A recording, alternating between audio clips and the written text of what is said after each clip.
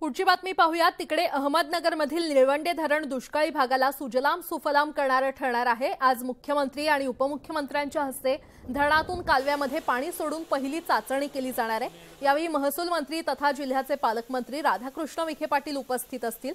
धरण लाभक्षेत्र परिसरातील शेतकऱ्यांना अनेक दिवसांपासून पाण्यासाठी असलेली प्रतीक्षा आता संपणार आहे। दरम्यान अहमदनगर जिल्ह्यातील निळवंडे धरणातून आज पहिल्यांदाच कालव्यांना पाणी सोडलं जाणार आहे। 52 वर्षांपूर्वी मंजूर झालेल्या धरणाचं काम आता अंतिम टप्प्यात आलंय आणि धरणाच्या उभारणीमध्ये अनेकांचा वाटा असून अकोले तालुक्याचे माजी आमदार मधुकर पिचड यांचा मोठा वाटा आहे आणि धरणाच्या पायाभरणीपासून आज पाणी सोडण्याचं भाग्य ज्यांना लाभलं त्या मधुकरराव पिचड यांच्याशी खास संवाद साधलाय आमचे प्रतिनिधी हरीश दिमोटे यांनी। अहमदनगर जिल्ह्यातील दुष्काळी भागातील 182 गावातील नागरिकांची पिण्याची तहान भागणार आहे। त्याचबरोबर शेती सुजलाम सुफलाम होणार आहे। खरं तर हे धरण 1970 साली मंजूर झालेलं होतं निळवंडे धरण आणि त्याचं आता कुठेतरी काम पूर्ण होतंय आणि अनेकांचा खरं तर या धरण निर्मितीमध्ये वाटा राहिला आहे। मात्र सगळ्यात मोठा जो वाटा कुणाचा असेल तर तो असेल अकोलेचे माजी आमदार मधुकर पिचड, माजी मंत्री देखील आहेत, ते आपल्या सोबत आहेत। खरं तर आज अनेक वर्षानंतर आज तुमची स्वप्नपूर्ती होते, पहिल्यांदा पाणी सुटतंय, काय आनंद? हे निर्मितीचा आनंद सगळ्यात मोठा असतो। ह्या आनंदात ज्यांना पाणी मिळतं त्या दुष्काळी भागातल्या शेतकऱ्याला जो आनंद होतोय तेवढाच आनंद मला आहे। या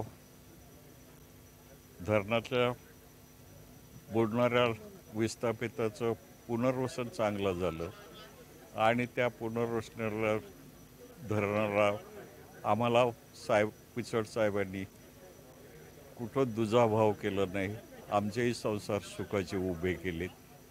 त्याच्या समाधानाचा माझा त्यांना मिळणाऱ्या समाधानाचा मी आनंदी आहे। असं हे धरण होताना ज्या त्याग केला त्या लोकांचा आठवण येते आणि म्हणून या धरणाचं वैशिष्ट्य आहे की लाभधारकांचा एकही एकर जमिनी संपादन न करता आणि त्यांनी जमिनीला कोर्टात जाऊन विरोध केला तरी धरण झालं। हे धरणाचे वैशिष्ट्य आहे। म्हणून आम्ही निर्णय घेतला की सरकारी जमिनी गायरान जमिनी ज्या जिथं असतील त्या धरणग्रस्तांना देण्याचा महत्त्वपूर्ण निर्णय घेतला। मी आणि बाळासाहेब थोरात यांनी प्रयत्न केला आणि त्या जमिनी लोकांना मिळवून दिल्या। दुसरा महत्त्वाचा निर्णय धरणात विलासराव देशमुख असताना झाला की ज्यांना रोख रक्कम पाहिजे आहे आणि पुनर्वसन नको त्या रकमेचे निर्णय घेतला। कैलासवासी पतंगराव कदम